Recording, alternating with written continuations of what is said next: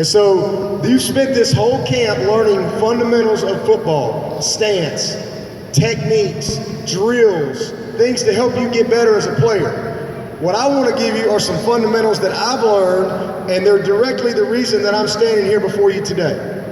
Okay, and so I want you to listen up. There's just a few things that are very important. All right, the first thing that I wrote down is fundamentals of my life. The fundamentals that I hang on to this day. All right, the first one is you got to set some goals for yourself.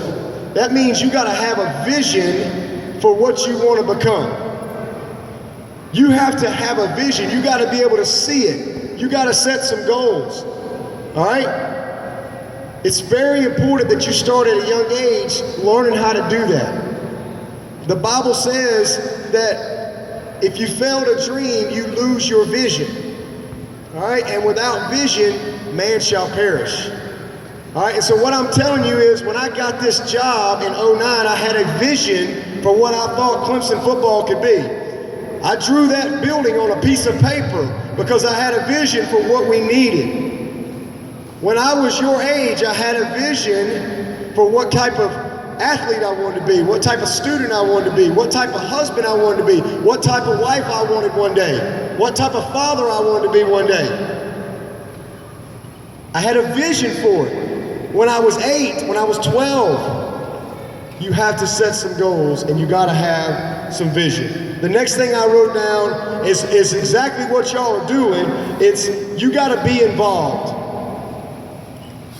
All right? Nothing great is gonna happen if you don't get involved. You need to be involved in the community, in your church, at your school. You need to play sports. You need to be involved in all of those things. Because when you are involved in things, you create opportunities for yourself in life. You create relationships for yourself in life. So you have to be involved. Y'all hear me? You have to be involved in whatever it is that you're passionate about. All right? You have to be a person that makes it happen. All right? And the only way you can make something happen is you can't be afraid to fail. A lot of people, they don't do something because they're afraid to fail or they're afraid of what somebody else might think. You have to be involved. Okay, the next thing I wrote down, and this is so important, I wrote down friends. It is so critical that you surround yourself with good people. I tell my players, I tell people when I go speak, if you want to know what your future looks like, just look at your friends. Just look at your friends if you want to know what your future looks like. Surround yourself with good people. Did y'all hear that? If you want a chance to be successful, choose good friends. And you got a better chance. The Bible says, bad company corrupts good character. The Bible also says that where there is no counsel, the people fall. But in the multitude of counselors, there is safety. So what that means is surround yourself with good people. Sometimes that means you got to change some relationships if you're seriously focused on that vision that you set for yourself. If you're driven to achieve those goals that you see for yourself. It's so important that you choose good friends. The next thing I wrote down, and this thing that, to be honest with you, outside of my faith, is the thing I'm most proud of, and that's my education. All right, I'm the first college graduate in my family. Baby of 3 boys, parents, grandparents, great-grandparents, you name it. The first college graduate to walk across that stage and get my degree. And you know what? My education is what has changed my life. My athletic ability did not last as long as my academic ability. Your athletics, football is a vocation. Your education is your career. And so you need to understand that. The thing about getting your education is nobody can take that away from you. You got it for the rest of your life. And it is a proven fact that someone with a college degree in the course of a lifetime is going to make between $1 million and $2 million more money than someone without one. All right? And what I want you to also hear me on is everybody wants to go to the NFL. All my players come here. We recruit these great players. They all want to go to the NFL, and I love that. Ain't nothing wrong with that. But the reality is only 1.6% of college players play in the NFL. So what our goal as a program is to build men that are prepared for life through their experience of football. That's what we try to use football to build men. I've had 135 seniors and 129 graduates. The thing that I'm most proud of in our football program, last year, we had the most wins of any team in college football history. Nobody's ever won more than 14. But in the midst of that, we had the highest football team GPA in the history of our program last fall. We had 48 guys make a 3.0 or higher, all right? And the reason for that is because the culture that we've created, it's a culture that values education and understands football's important, all right? But our education is what's going to last the longest. All right, so I'm really, really proud of that. The next thing I wrote down, and you need to listen to this, is attitude. I've seen a lot of great attitudes this weekend. I've seen a couple not so great.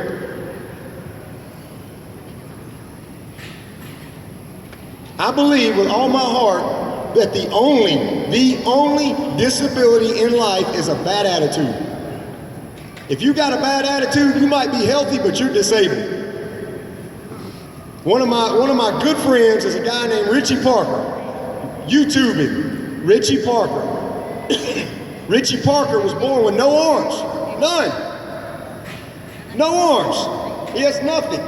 But Richie Parker rides a bike, he drives a car, he's an engineering graduate from Clemson University, he lives on his own, dresses himself, feeds himself, he works for Hendricks Motorsports with NASCAR. So what's your excuse? He's got no arms.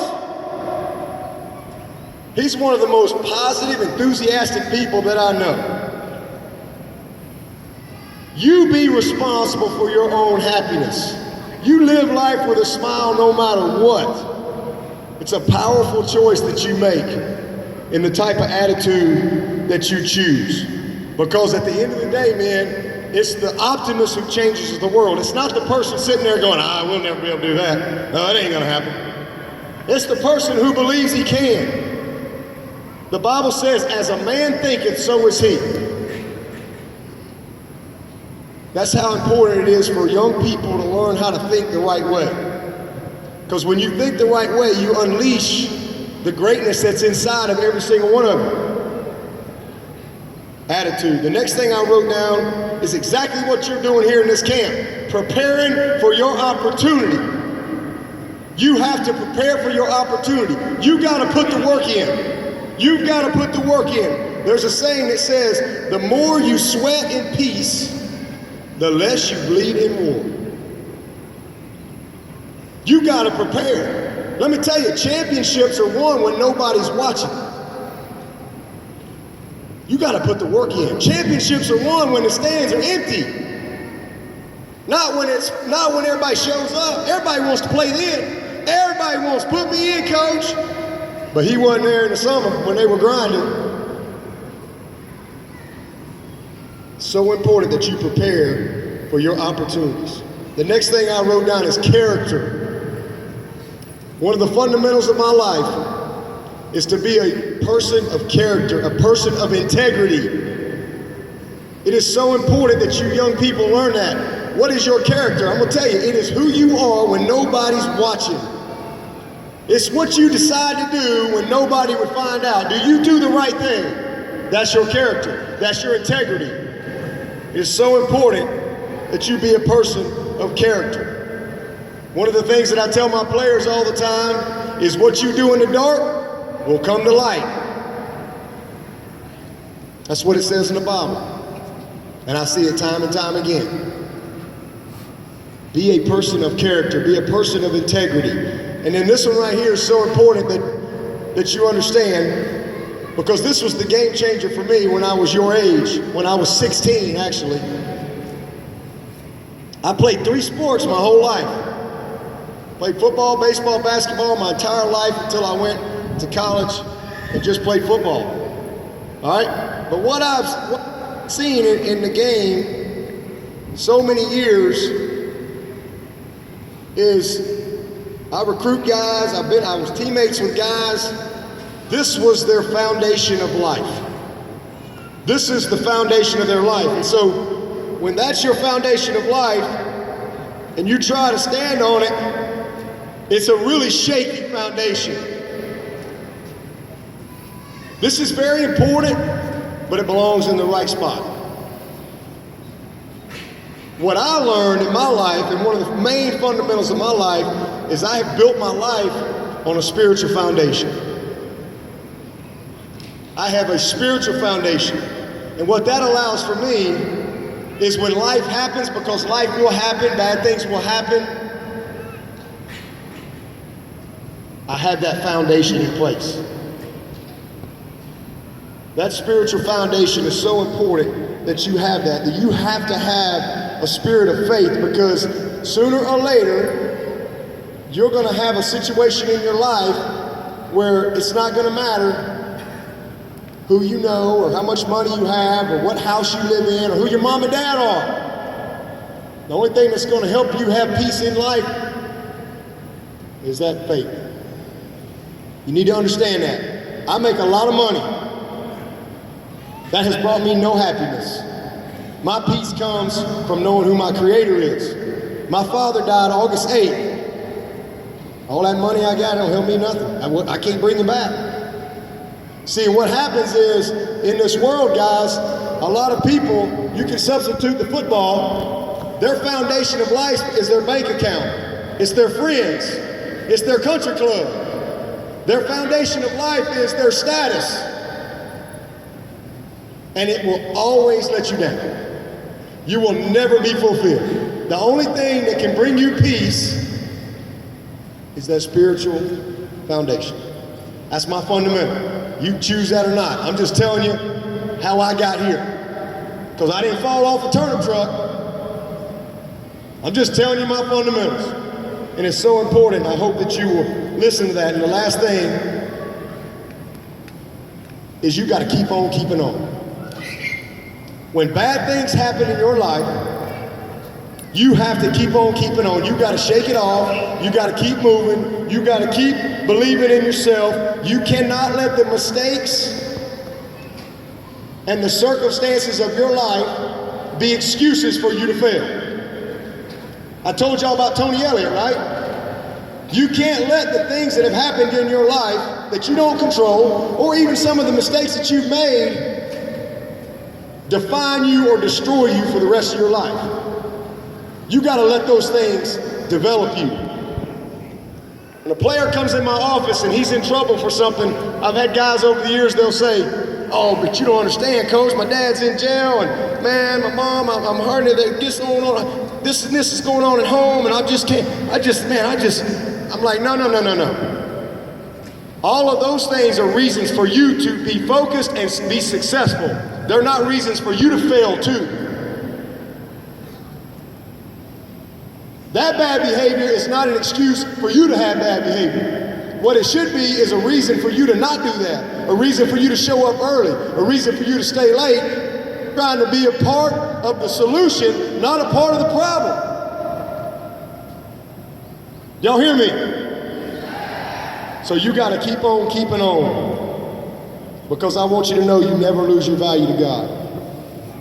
We talk about football. See, with God, I'm always first team and I'm always a 5-star recruit. No matter what. No matter what. I'm glad God's not a football coach. As a football coach, I got to judge, I got to be critical. I got to have pecking orders. Man, with God, we're all first team, we're all 5 stars. So the last word I want to share with you is the biggest change in our football program. People want to say, well, what's going on at Clemson, little old Clemson, South Carolina? What happened? Well, I got a bunch of my former players. I signed a group called the Dandy Does It in '09. Signed 12 guys. That's it. I found 12 guys that believe in Coach Swinney. I hadn't been a head coach but a few weeks, but I had 12 guys that said, you know what, I'm in. And so every team meeting that I've had since I've been a head coach, every meeting, I have never walked in my team room since 2009 that I have not carried these two signs. I don't ever say anything. I just walk in the room, I set these signs down, I just set them down, and then I get on with the day. But in our football program, as we have created an attitude of belief, we don't hope to win. We expect and believe that we're going to win, and there's a difference. We have created an attitude of belief through work ethic, through character, through discipline, through perseverance, through success, through adversity, through recruiting. That right there, see, y'all are growing up, that says believe it can be done. And what I want you to know, y'all are growing up and tells you you can't. Well, you can't do this. You can't do that. You can't do this, you can't do that, you can't go to college, you're not fast enough, you can't do this. I'm here to tell you that you can, but you gotta believe. The Bible says in Matthew 21, it says, in order to receive, you must first believe.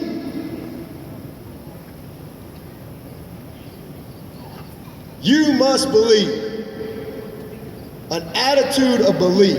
This is the biggest change that we've had in our program. And it started with a group of young men that said, you know what, I'm in. And then we've slowly built that type of culture. You can't win a national championship at Clemson. Oh, Clemson, when I got the job, we hadn't even won a division. Now we've won 4 division titles. We hadn't won 10 games in 20 years when I got this job. 20 years. Now we're one of only 2 teams in America that have had 5 10-plus win seasons in a row. You know why? Because we believe. We didn't sit around and wait. We didn't sit around and wait and believe what everybody else said of what we can and can't do. We make that decision. We make that decision inside. See, when you believe something, it comes from inside. It's deep. It comes from in your guts. Bring your own guts. It comes from inside. See, you can look tall and strong, and you can have muscles, and you can run fast. But man, you got to bring that heart. What's deep inside of you? And I believe that's why people like to watch Clemson play, because we may not win all the games, but our guys play with heart. They play with a genuine appreciation for each other. They play with a respect for the game. They play with a respect for the opponent. And it's awesome to be a part of, and the players deserve the credit. It's awesome to be a part of. You must believe. And the last thing I want to tell you, all right, is sometimes life is tough. And there's probably several of you right now that maybe you're not in maybe some of your friends have better situations than you have. Maybe your situation is like my situation was as a kid. Heck, I'm just trying to find somewhere to sleep. Who am I going to spend the night with tonight? Who's feeding me tonight? But what I want you to know is you have to believe beyond your circumstances. You have to dream and believe beyond your circumstances. All right? It's so important that you can. I don't care what your circumstances are. You can. If I can, you can. Because there ain't nothing special about me. There's no difference in me than there is every single one of you. But you got to make the decisions. You got to put your guts into it. You got to bring your heart. So the last thing I want to tell you is whatever you do, put your heart into it. If you will put your heart into whatever you do, you're going to go above and beyond. If your heart's not in it, you're not going to go above and beyond. You're going to do the minimum. Whatever you do, you put your heart in it, and you'll be a winner in life. And being a winner in life is not being the head coach at Clemson. It's not making a lot of money. Being a winner in life is having true peace and knowing what a commitment to excellence is in everything you do. It's about serving other people. It's about creating opportunities for other people. That's what being a winner in life is. Everybody got that? So as we close it out, I just want each one of you to believe in yourself, to go attack your everyday, to do the best that you can in everything that you do, to apply that standard to your life, and you're gonna be a winner, okay? Really enjoyed being with y'all. Safe travels back. I'm gonna turn it over to Coach Scott, and he's gonna dismiss us. Go Tigers.